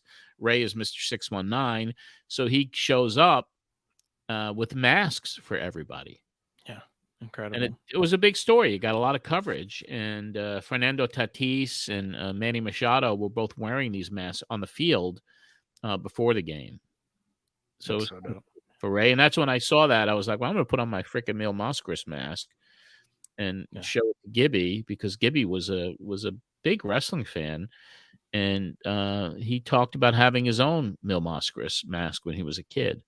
That's cool. Yeah, I was born in San Diego, and the Padres were the first professional team I ever saw live. We went to all their games, or like a bunch of games, as far as I remember. Yeah. And so seeing Conan and Mysterio both rocking San Diego Padres stuff all the time, I'm always like, they're my guys. Padres. Yeah. As soon as I saw that they had the Mysterio masks that went with the jerseys, I was like, man, I want those. Mm-hmm. And then they gave him a full glove, and I mean, it was just kind of cool to see that. Yeah. And Ray is such a respected guy, and the fact that he showed his passion for baseball by going to Mexico and making masks up for the players, that was kind of cool. So cool. I wonder if because Ray's had the same mask guy for a long time. Yes. I wonder if he had them make all of them individually for everybody. I wouldn't be surprised. Yeah. It's so neat, man. I don't know. It's just cool. And he's an amazing guy. I've met him a couple times. Every time I'm like in awe of how good he is to his fans and stuff. Very genuine, and deserving of every accolade he's ever gotten. One of the true legends of the business, and someone who changed the business in so many ways. I saw him at Rumble in a restaurant. This was in 2019 in Phoenix. He was at a restaurant, and he knew there were fans around. He didn't have his mask on, and he was eating a sandwich, and he'd put the sandwich down in between and wipe his hands and look around. And when a fan caught eyes with him and did a thing, he would wave them over. While he was eating, he was waving them to his table, and then he would go over and take a picture with them and goes, oh, and then go back. Then he'd sit back down and have another bite and look around. Like he was in it. Yeah. I couldn't believe that's rare. I mean, a guy like that is rare. And well, Max Scherzer's just been pulled from the game. So there you go. Thank you, Max. 5-1, first and third, one out. Did your duty, Mr. Scherzer? You've earned your pay again. Yeah. But yeah, I've to see someone do that in a restaurant, I was like, you'll never see that again from anybody ever. No. We got one more clip here. We got Okay. Grady from Manhattan, followed by James and Michael. Grady. Yeah. Let's play those, because even after that, the rest of the calls, I'll just even tell you now. There's who's Sting gonna face in the match. Right. When's Flair come back? Yeah. Someone was at the Coliseum show and gives you the results, and then Scott asks about tapes from Japan, and that is it. So the show just became, it was fine, but you're just going through the callers, and that was that. So this last clip's gonna round out the show because I love how it ended. Mm-hmm. Oh, first-time caller, Grady from Manhattan. Grady, you're next. Hi, John. I have two questions for you. Yes. First of all, what about Razor Ramon? Since that he beat Bob Backlund, are they going to give him a push in the WWF? And I think that was more or less to de-emphasize Backlund than to push Razor again. Oh, okay. And my second question. I heard that the Night Stalker from, I forget where he's from, was He's going in to Smoky Mountain right now. Yeah, well, I heard he was going to WWF as the Vampire. Yes, he is. That's what we've heard. All right, thanks. Well, thanks, Grady. Let's go to James and Michael from Paramus, New Jersey. Hello. Hi, John. Hi. Paulie dangerously also told us we could host the show, but we knew it was him. Well, maybe someday your wish will come true. 212-477-56. You gotta be kidding me. I hung up on that kid. Maybe someday your wish will come true. Yeah, John Arezzi. Fuck those kids. Like, wow, what a bastard I was. Yeah, at times you're just all like, I was probably watching the Met game in the studio that night 30 years ago, and they probably were doing the same freaking thing they're doing right now. Yeah, what's old is Shit new. in the bed. But yeah, so that call I couldn't understand because like Paulie told us we could host too, but we knew it was Paulie. So you guys, they probably called in afterwards. Also said probably something. Said that to a lot of people. I think so too, because when you mentioned that to him, hey, when we got here, hey, when we arrived, there was a couple. He started laughing. He was already laughing, like he knew where that was going. There was a couple guys waiting outside. He just was like, "Great, someone did it." I wish I knew 100% if that actually happened. Oh, you think there's a possibility you just said it to mess with him? No, I would think that maybe it did happen. I would think it happened. But yeah, a couple of the children calling at the very end of your show, which goes on at 11, it was an hour long, so this is almost midnight. Almost midnight, yeah.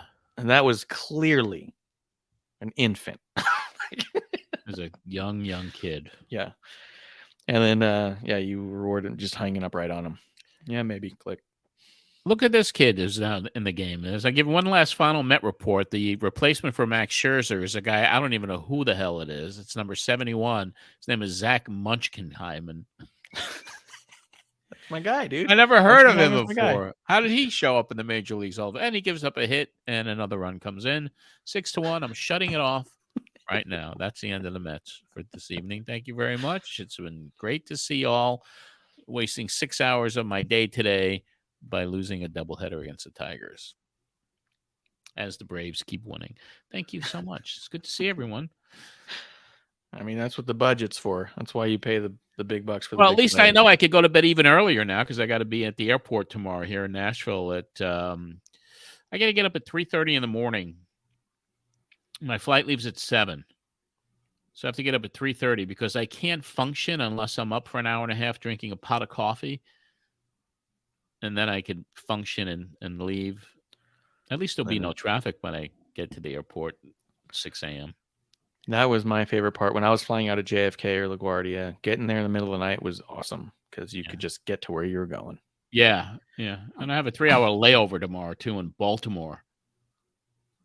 So that's going to be fun. It's going to be a fun day. Maybe that's why I'm so fucking pissed off tonight. I used to travel so much, I had favorite airports to have long layovers in, but I don't think I ever stayed over in Baltimore. So, yeah, Baltimore, airport's okay. But anyway, I mean, I'm sorry. I've just been diverted. My attention has been diverted today. It's on brand because this show, 214, May 1st, 1993, was really strange as well. And it seemed like it was all over the place.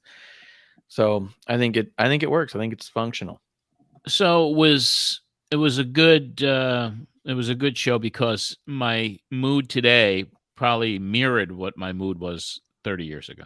That's right. It's what's old is new again. That's the whole motto of the show today. We love about this show, don't we? Yeah, exactly. That's why we revisit. Imagine when we do this reunion with Sonny Blaze and Power Twins and Bruce Jacobs and Donnie all together for the first time in 30 years. I bet you it's the first time that Sonny's going to have talked to the Power Twins in 30 years. It is. I can't wait for them to bully him immediately. I don't think there'll be much bullying him this time. If they try it, it'll be some fun. I just hope that, Donnie can center his camera. If he's we'll have to get him on first. Should we send him a little tripod for his cell phone? You know what? I wonder. I think he's got an iPhone. I'll reach out to him and see. Yeah, because they have little tripods for your phone. You can get them like overnighted over there, and we can get them set up. Yeah, I mean, we could just do an Amazon. Boom. Yeah. Bada boom. That's it. Well, that's something for everybody to look forward to, right? That reunion show. Yeah, I'm excited for it. I can't wait. Yeah, lots of good stuff ahead, my friend. Yeah, I think it's good. I think this was a good one. Next week and the week after sound like they're gonna be pretty exciting. So I'm super excited about all this. Cool. Let everybody know where the hell they could find you on social media and what in the hell is going on in your life these days. Well, we just got back to it with Wrestling on the Rocks. So that's on YouTube, wrestlingontherocks.com podcast as well. And you can find me with Medusa every week over at youtube.com/Queen of Carnage. And then I'm just hanging out with you. I'm on Twitter at RefMarsh, Instagram at MarshRef, and you can hit me up at any time. And we do want to get you on. We're going to have you to talk on Wrestling on the Rocks, to have a drink or a smoke with us and talk some wrestling. We just got to figure out the right topic. Yeah, make sure I'm in a good mood. I don't know. I like sometimes when you're in a bad mood. I think it's fun. I'll be on whenever you want me to come on, my friend. I think it'll be fun. It'll be a good time. All right, my friend. Thank you so much. And you have a great week. And we'll wrap this bad boy up. All righty, everybody. That will be the end of this particular program, Pro Wrestling Spotlight, covering May 1st, 1993. I want you to join our private group at Facebook if you see fit to do so. That is facebook.com/Pro Wrestling Spotlight podcast and radio show. The public page, which is doing very, very well. Great content. Lots of old historic pictures I post every week, 2, 3, 4 times a week. That's facebook.com. John Arezzi's Matt Memories. There's a private group there as well. And we have that YouTube channel, which I certainly would love you to be a part of by subscribing to it. YouTube.com/Pro Wrestling Spotlight. Please subscribe to the channel today. Follow me on Twitter at John Arezzi. Instagram, where there's so much content there as well. That is at John Arezzi as well. And don't forget the sister podcast, which is now available. Matt Memories from Madison Square Garden, covering all the shows from the Mecca of all arenas.